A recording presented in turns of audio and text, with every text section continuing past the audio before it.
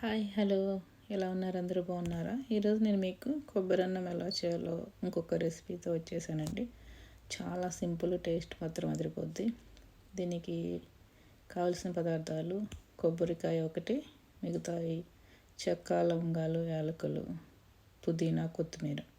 చాలా సింపుల్ అండి. ముందుగా మనం కొబ్బరికాయ తీసుకొని దాన్ని పగలగొట్టి ముక్కలు కోసేసి ఆ ముక్కల్ని మిక్సీ వేసుకొని పేస్ట్ రెడీగా చేసుకోవాలండి. ఈ మిశ్రమాన్ని మనం బాగా మరుగుతున్న నీళ్ళలో వేసేసి కొబ్బరి పాలు తీసుకోవాలి. నీళ్ళు ఎన్ని పోసుకోవాలంటే మనకి బియ్యానికి తగ్గట్టు మనం ఎంత చేసుకుంటామో అన్ని నీళ్ళు చేసి రెడీ పెట్టుకోవాలండి.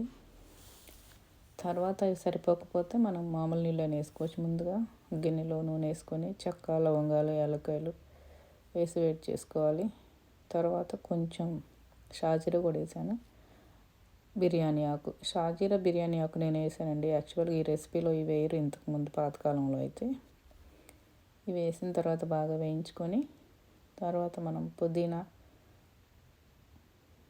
అల్లం వెల్లుల్లిపాయ పేస్ట్, కొత్తిమీర వేసుకోవాలి. యాక్చువల్గా పచ్చిమిరపకాయలు కూడా వేసుకోవాలి ఈ రెసిపీలో, కానీ నాకు ఇంట్లో పచ్చిమిరపకాయలు లేవు, అందుకని ఇప్పుడు నేను కారం వేసాను. తర్వాత మీకు పచ్చిమిరపకాయలు ఉంటే పచ్చిమిరపకాయలు ఒక 5-6 వేసుకోండి, కారం వేసుకోకపోయినా సరిపోద్ది. ఈ అల్లం వెల్లుల్లిపాయ పేస్ట్ బాగా వేగాలి, పచ్చివాసన పోయే వరకు. తర్వాత మనం ఈలోపు పక్కన రెడీ చేసుకొని పెట్టుకున్నటువంటి కొబ్బరి పాలు ఉంటాయి కదా, అవి అలాగే ఈ రెసిపీకి మనం ముందు ఒక అరగంట నానబెట్టుకోవాలి బియ్యాన్ని. అవి నానబెట్టుకుంటే బాగా పొలుగ్గా ఉడుకుతాయి అన్నమాట. ఇవంతా వేగినాక మనం కొద్దిగా పసుపు వేసుకోవాలి.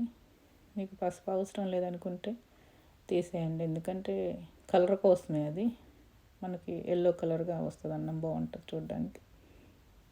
కొంతమంది పసుపు వేయకుండా కూడా చేసుకుంటారు. టేస్ట్ అయితే సేమ్ ఉంటుందండి. మీ ఇష్టం, వస్తే పసుపు వేసుకుంటే వేసుకోవచ్చు, లేకపోతే లేదు. ఇందులోనే కొంచెం ఉప్పు వేసేసుకోవాలి.